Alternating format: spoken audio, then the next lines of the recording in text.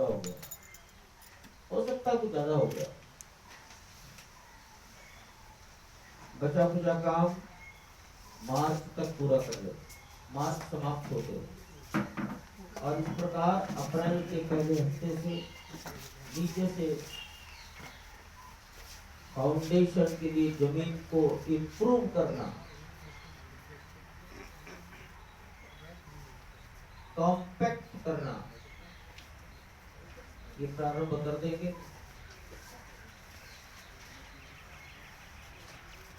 Tentative रूप से मान लीजिए कि लगभग 400 फीट लंबाई,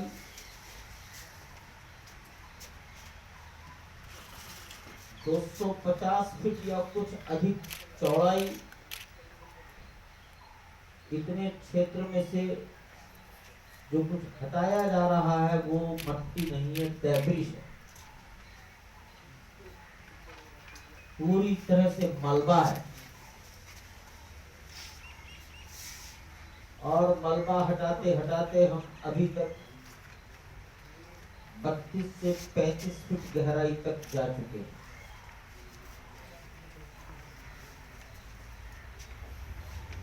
चालीस फीट गहराई तक सब हटाया जाए। तो इस प्रकार 400, 250 और 40 फीट गहरा एक ऐसा समुद्र जैसा दृश्य होगा। तब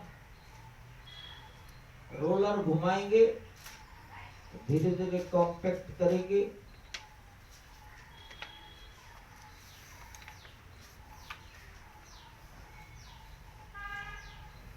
तब इंजीनियरिंग फील्ड के माध्यम से उस लेवल को ऊंचा उठाएंगे।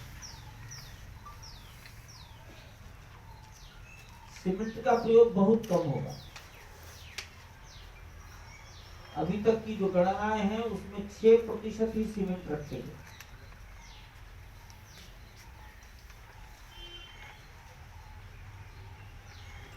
सीमेंट में जब ऊर्जा पैदा होती है 2-4-10 साल बाद तो फिर छटने लगता है, घरों की छतें भी फटती है, फर्श भी फटता है।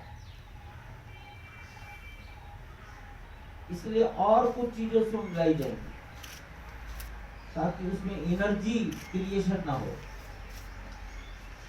और ये सब आईआईटी के लोग इस पर अपना एक्सपेरिमेंटल वर्क कर रहे हैं, लेबोरेटरी टेस्टिंग।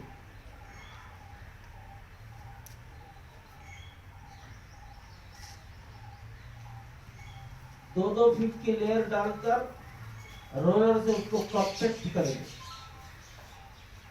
2 फीट की लेयर कॉम्पैक्शन के बाद 1.5 फीट रहनी ही चाहिए, फिर 2 फीट, फिर रोलिंग। इस प्रकार ये 40 फीट की गहराई पूरी हो जाएगी। ये एक बहुत ही चट्टान तैयार होगी। ये तो क्या ना अच्छी बात नहीं है कि ऐसा पहले कभी नहीं हुआ होगा स्वतंत्र भारत में, क्योंकि किसी ने इतना बड़ा मंदिर ही नहीं बनाया। कहीं किसी मंदिर के नींव के निर्माण में इतनी अधिक इंजीनियरिंग इंस्टीट्यूशंस कभी जुड़े ही नहीं, आवश्यकता ही नहीं। ये एक ऐतिहासिक महत्व का स्थान है, इसलिए इतना प्रयोग किया गया।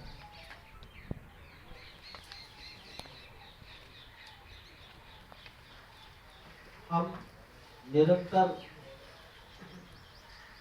जैसा जैसे समय बीत रहा है, 2 महीने में, 1 महीने में बैठते रहते हैं कि हमने जो 3 साल की गणना की थी वो पूरी हो जाएगी कि नहीं हो जाएगी। तो विगत 4 तारीख को ही मैंने 5 घंटे तमाम इंजीनियर्स के साथ बैठा था लखनऊ में, और फिर एक एक स्टेप पर उसके टाइम पीरियड पर चर्चा हुई थी।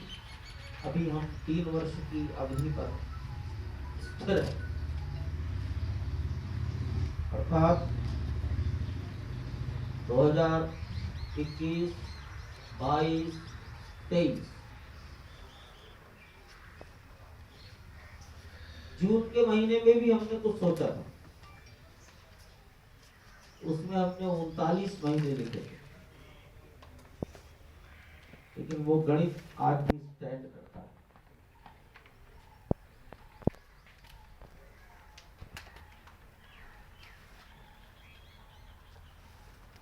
तीन स्थानों पर पत्थर है, उसकी 3 कैटेगरी बनाई गई है। तीनों कैटेगरी में लगभग 4 लाख क्यूबिक फीट पत्थर लग सकता है। कम नहीं लगेगा, कुछ ज्यादा ही लगेगा। प्लिंथ को ऊंचा करने में भी लगभग 4 लाख क्यूबिक फीट पत्थर लग जाएगा। चारों तरफ का जो परकोटा मंदिर का बनेगा उसमें भी 4 लाख से अधिक घन पत्थर लग जाएगा। और जो मंदिर बनना है वह वही 4 लाख 4.5 लाख क्यूबिक पत्थर है।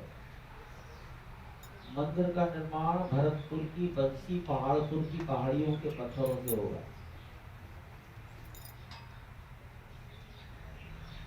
पत्थरों की नक्काशी के अनुभवी वेंडर्स, इनकी मीटिंग अयोध्या में हुई।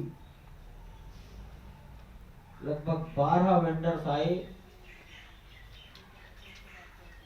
सबने अपनी अपनी बात रखी और बाद में जो पिछले 15-20 साल तक राम जन्मभूमि न्यास ने पत्थर नक्काशी करके रखे हैं उनको देखा सबने, और सबने एक मत से कहा है कि जो पत्थर अभी तक आपने मंगाया है it is the rarest, it is rare stone.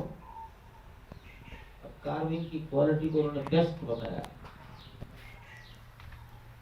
पुरानी सभी कार्विंग मैनुअल है। अब क्योंकि 14-15 साल का काल बीत गया है, हमने 2006 में काम बंद किया था।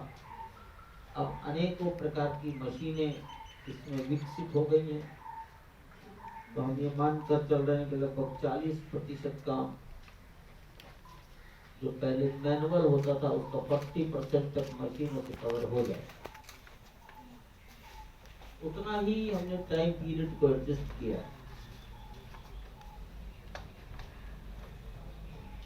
आज मुझे यही सूचना देने की बात थी। मेरे से कहा गया था अभियान पूरा होने के बाद दिल्ली में एक बार, तब तक जो उपलब्ध बातें हो बता दी जाए। मैंने आपके सामने रखी है, आपके मन में कोई बात हो मैं जरूर कोशिश करूंगा बात का उत्तर। ये आपने विविध राज्यों के आंकड़े दिए हैं निधि संकलन के 4-5, उसमें हाँ केरल भी है, तमिलनाडु भी है, हाँ। बंगाल का आंकड़ा नहीं है इसमें? हाँ मैं लाया हूँ, लेकिन मेरे पास एक राज्य का आंकड़ा, क्योंकि महाराष्ट्र बंगाल में हमारे लिए इतना कठिन नहीं था। मैंने आज भी बंगाल के कार्यकर्ताओं से बात की। कल रात को भी मेरे पास एक बंगाल के व्यक्ति आए, क्या बंगाल में कहीं सरकार ने बाधा पहुंचाई है? तो उसने स्पष्टता से बंगाल के कार्यकर्ता ने कहा कहीं भी नहीं। अच्छा, कुछ बातें कई बार अफवाहों में फैल जाती हैं, लेकिन बंगाल में सरकार की ओर से किसी प्रकार की कोई बाधा कार्यकर्ताओं ने रिपोर्ट नहीं की है। तमिलनाडु में हुई, इसलिए मैंने तमिलनाडु का उल्लेख कर दिया। मुझे बैंकों ने कहा कि दक्षिण भारत का पैसा क्यों नहीं आ रहा है,